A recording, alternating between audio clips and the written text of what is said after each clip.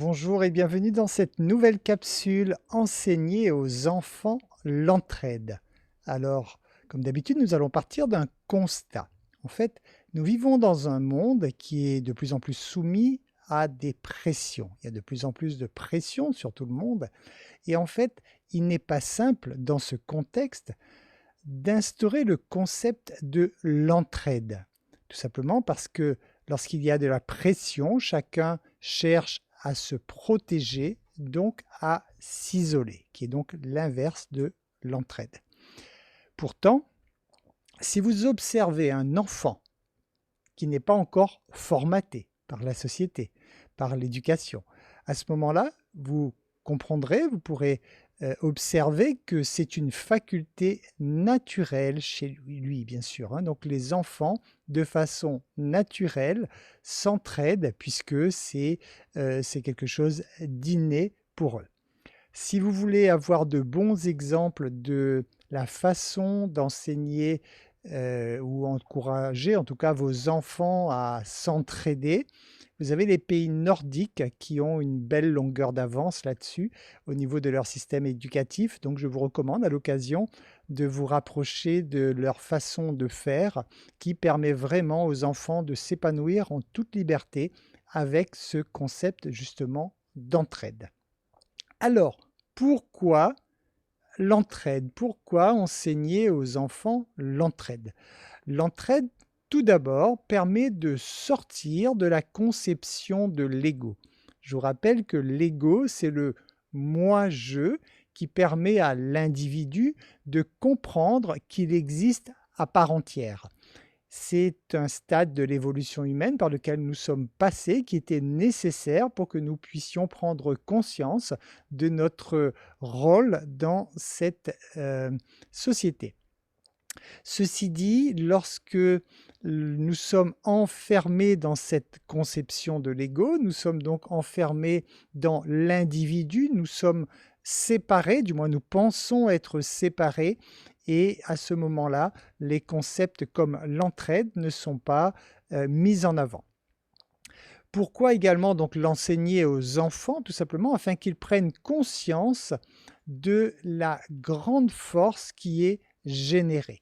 Puisqu'à partir du moment où les enfants comprennent ce concept de l'entraide et se mettent à l'appliquer, automatiquement ils sont en train de semer de l'énergie qu'ils récoltent en retour. Donc ça procure chez eux en fait une grande force puisqu'en même temps l'entraide permet effectivement, en étant unis, d'être beaucoup plus fort, d'être beaucoup plus puissant que si nous cherchons à évoluer seuls dans notre coin.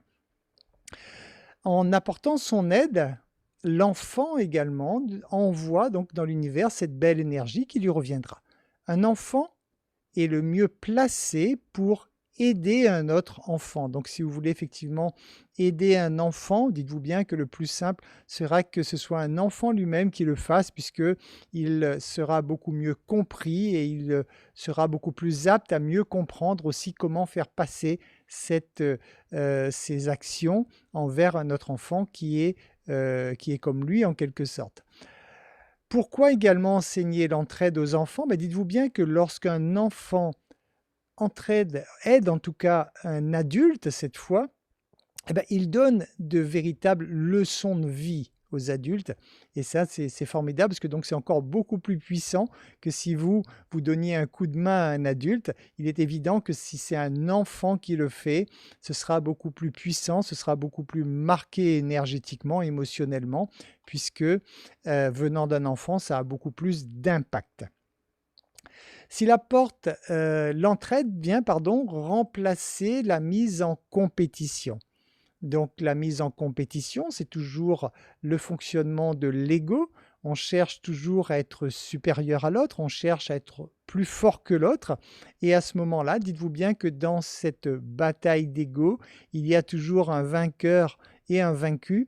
Et le vaincu va à ce moment-là être frustré et donc émettre une vibration négative et cherchera à avoir une revanche.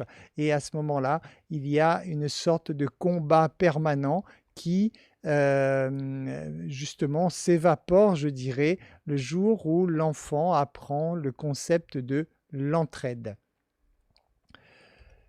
L'entraide favorise également les compétences émotionnelles, relationnelles et sociales de l'enfant. Donc c'est important pour son propre épanouissement, pour qu'il puisse apprendre justement à bien vivre en société, pour qu'il puisse développer sa capacité à gérer ses émotions, à comprendre ses émotions. Tout ceci passe entre autres par l'expérimentation de l'entraide. L'entraide développe également le respect et la tolérance envers les autres enfants, ce qui par la suite deviendra un respect envers les adultes, au fur et à mesure que l'enfant va grandir, puisqu'il aura déjà appris tout petit cette notion donc de respect et de tolérance. En ressentant un bénéfice lors de l'entraide, parce qu'il est important, on reste dans le fonctionnement humain quand même, qui est que l'humain cherche toujours à avoir davantage de plaisir, et il est certain que lorsque l'enfant retrouve un bénéfice quelconque à aider quelqu'un, automatiquement, il va transmettre à celui qu'il est en train d'aider, il va aider en tout cas cette autre personne ou cet autre enfant souvent donc à avoir davantage confiance en lui, et celui qui donne son aide, en fait, lui, il va également en ressortir vainqueur dans le sens qu'il va être reconnu pour ses connaissances ou ses compétences. Donc c'est un schéma gagnant-gagnant dans l'entraide. Les deux parties gagnent effectivement à travers cette relation d'entraide. Alors maintenant, comment faire pour aider vos enfants à instaurer ce fonctionnement à travers l'entraide?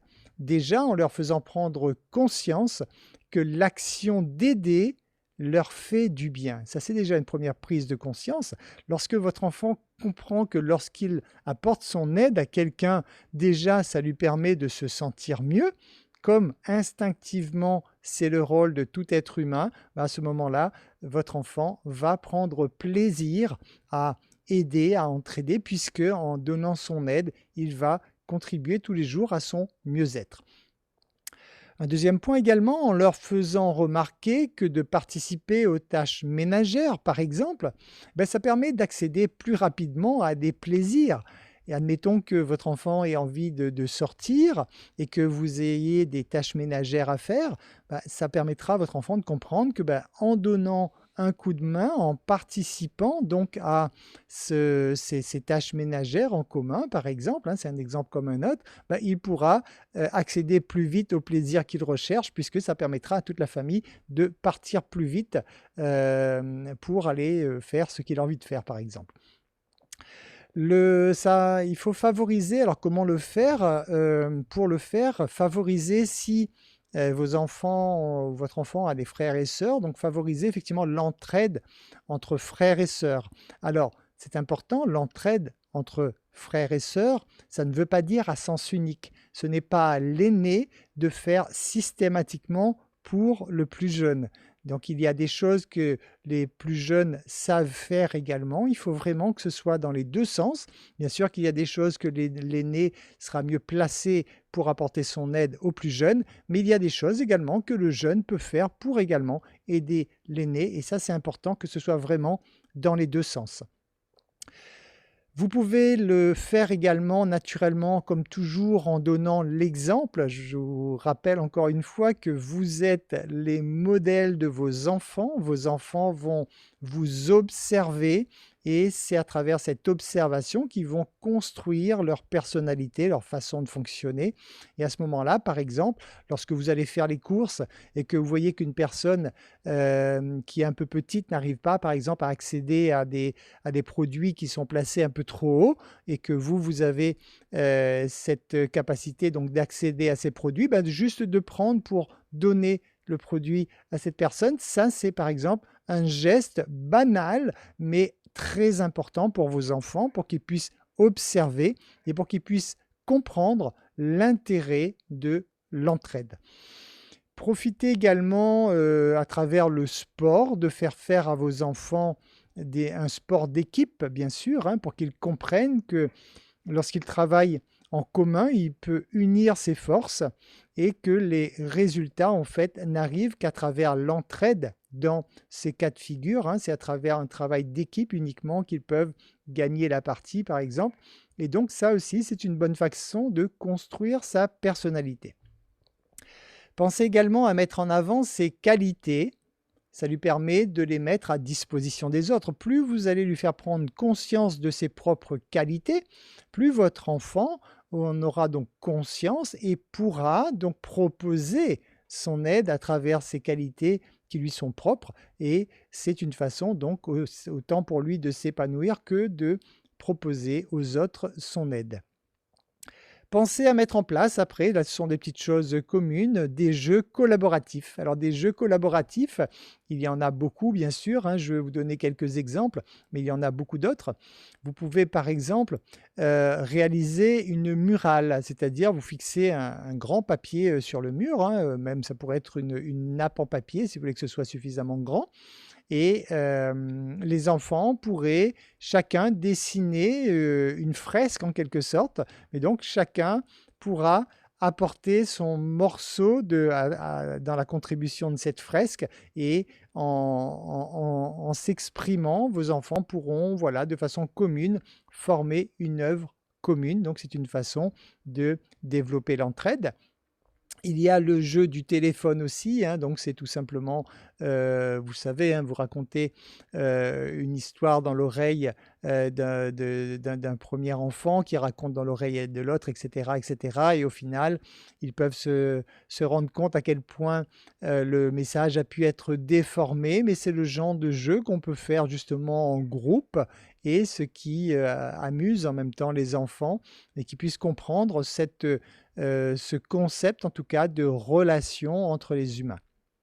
Il y a l'histoire continue également, hein, c'est-à-dire ça consiste à créer une histoire originale où chacun rajoute une phrase à l'histoire. Donc c'est pareil, hein, il pourrait écrire en quelque sorte une histoire où chaque enfant ajoute un petit morceau de l'histoire pour au final avoir une histoire qui a été faite en quelque sorte, fabriquée par tout le monde. Et ça valorise votre enfant également de comprendre que peut-être que seul il n'aurait pas pu sortir cette histoire, mais grâce à l'entraide, grâce au partage, il a pu, grâce à la contribution de tout le monde, sortir une histoire un peu plus passionnante. Il y a la chaise musicale coopérative. Alors la chaise musicale coopérative, qu'est-ce que c'est? C'est exactement le jeu de la chaise musicale que vous connaissez, c'est-à-dire vous mettez des chaises, vous mettez une musique et les enfants tournent autour des chaises avec une chaise de moins que le nombre d'enfants et lorsque la musique s'arrête, chaque enfant doit s'asseoir sur une chaise.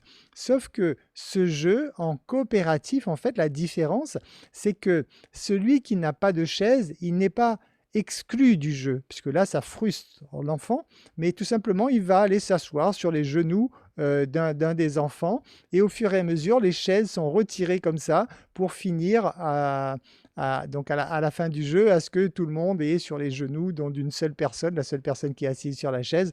Donc ça fait des petites choses assez rigolotes pour les enfants. Bien sûr, ça dépend de l'âge de vos enfants, bien sûr. Mais juste cette petite particularité, ça change vraiment tout le jeu puisque ça reste un amusement collaboratif. Ce n'est plus un amusement où il est exclu et naturellement à ce moment-là, lorsqu'il y a exclusion, il y a réveil des blessures et il y a frustration évidemment. Voilà, donc c'était quelques exemples concernant la façon dont vous pourriez aider vos enfants à comprendre et à mettre en route le concept de l'entraide. Maintenant, si vous voulez plus de précision, comme je vous l'ai dit, je vous conseille de vous retourner vers les pays nordiques qui ont vraiment une belle longueur d'avance là-dessus et qui ont des résultats très intéressants sur la façon d'éduquer les enfants en ce sens. Je vous remercie pour votre écoute. Je vous dis à très bientôt pour une nouvelle capsule.